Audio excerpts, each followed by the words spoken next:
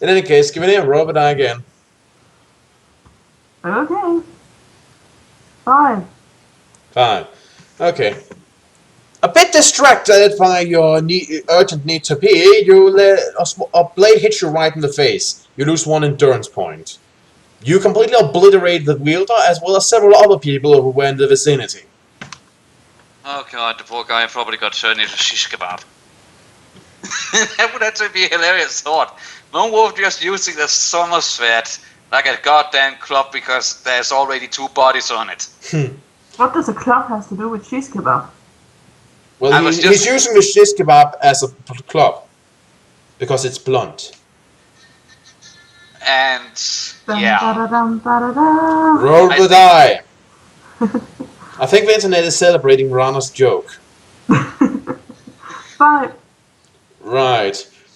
Another blade nicks you. You lose 1 endurance point. You swing your sword, and limbs and blood and organs and oh my goes flying through the air. You were flying through the... Wait, what? There's more red amongst it than there is in the Danish flag at this point. We're throwing archangels today. Okay.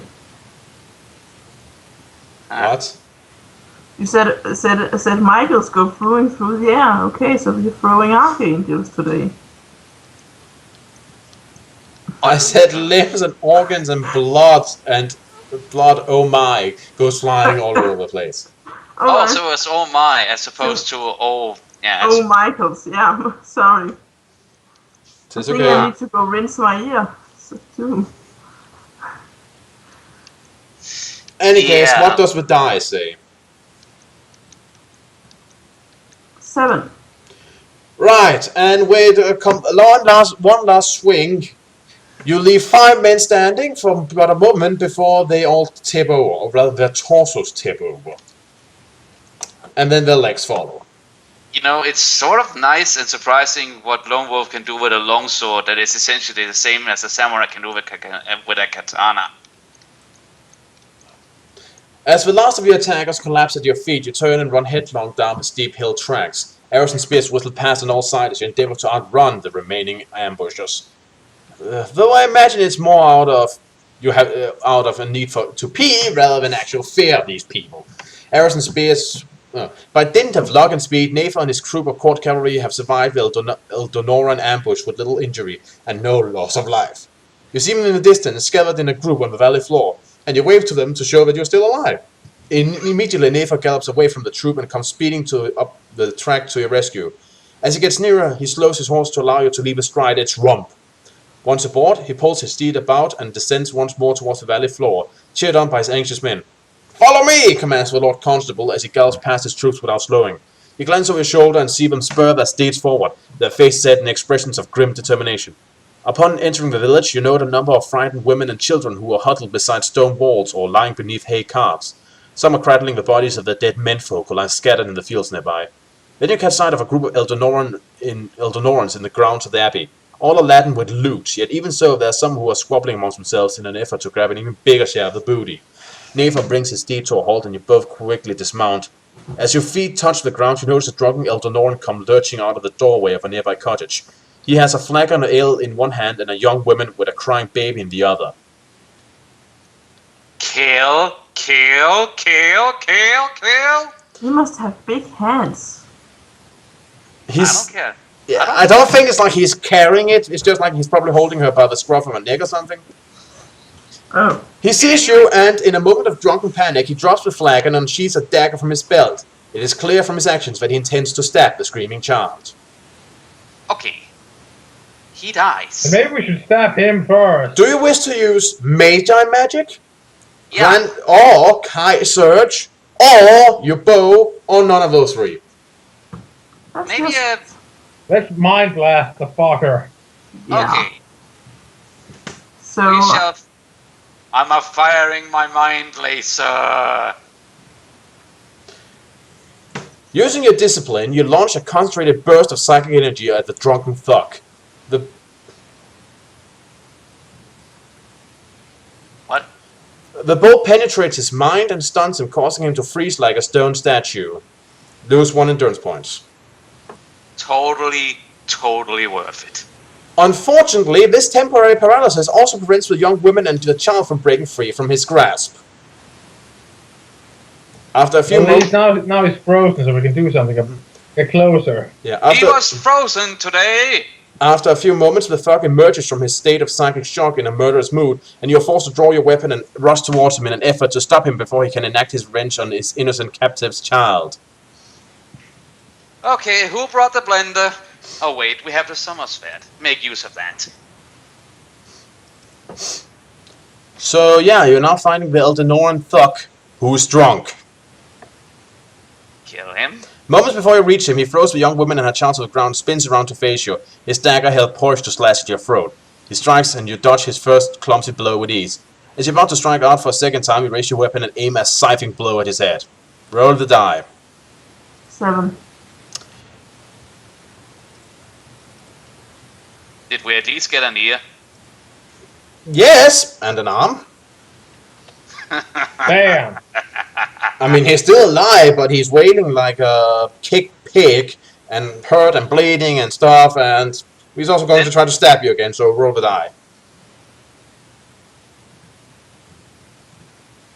9. It doesn't get the chance. With a powerful scything blow, you obliterate his upper half.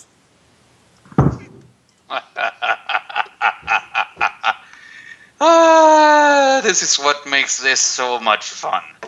Thank you, cries the young woman whose child you have just saved from certain death at the hands of the drunken thug.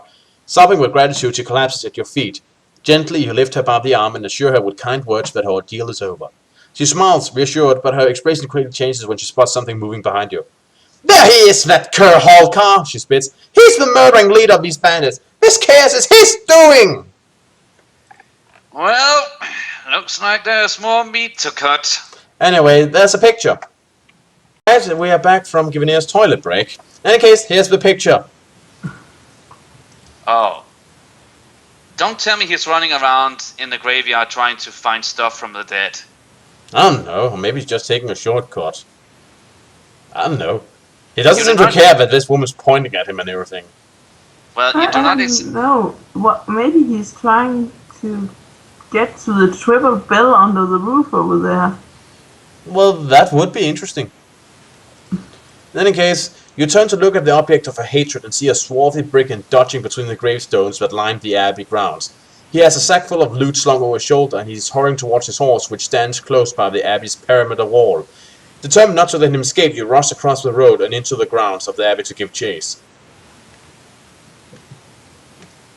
The brigand leader mounts his horse, but before he can make good his escape, you take a running leap over the abbey wall and drag him out of the saddle. Together, you crash to the frost-hardened ground, and desperately he kicks and struggles to break free from your steely grip. Out of his boot, he snatches a stiletto blade and thrusts it viciously at your throat.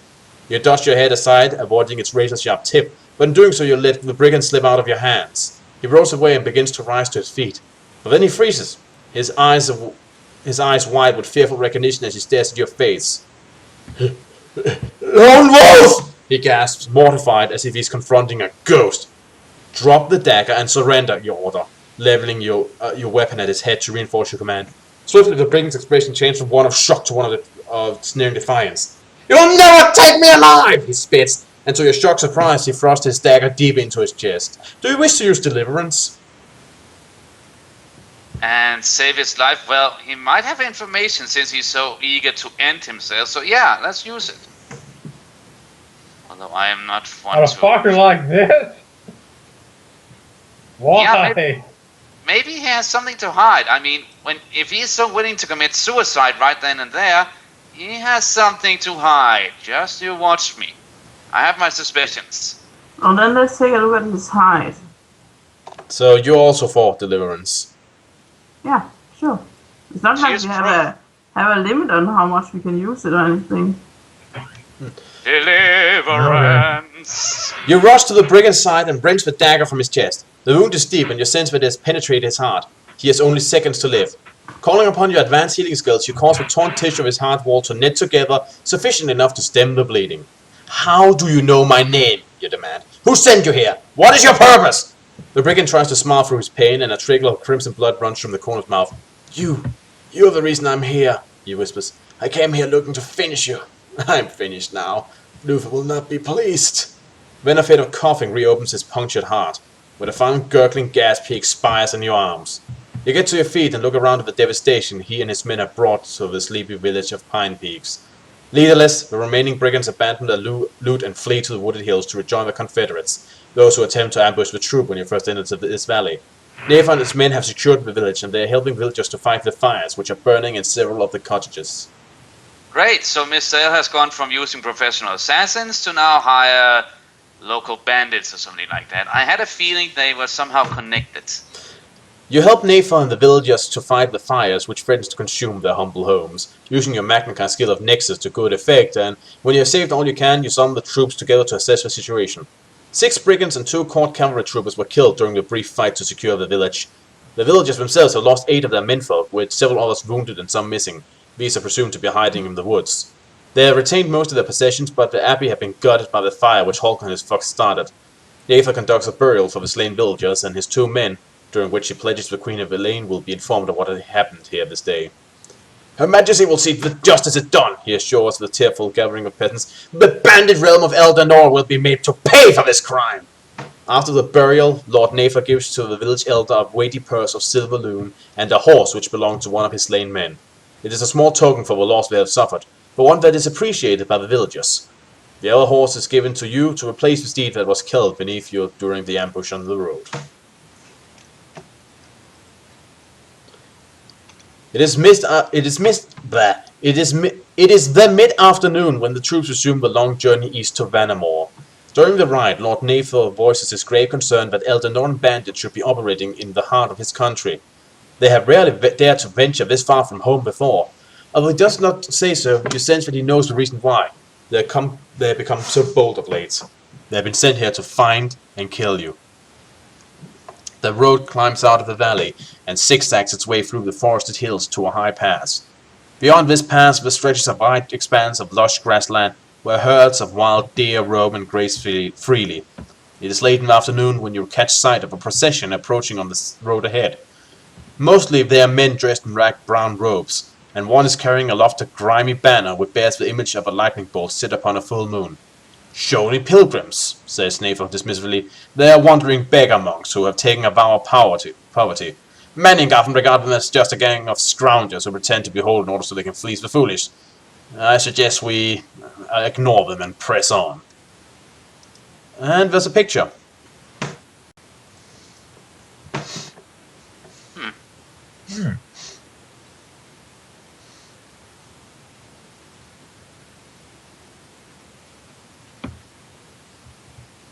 Am I the only one who finds it a bit dumb that they have taken a vow of poverty so they have to beg?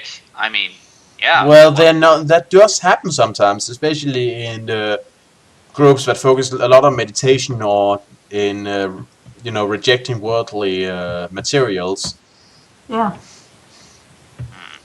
But still, having to go around begging for food or something else simply to stay alive.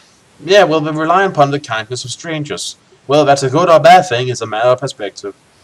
Do you wish to take Nathan's advice and ignore the Shawnee pilgrims, or would you rather stop and talk with them? Maybe we should talk with them. If anything, they have seen a bit more than we have.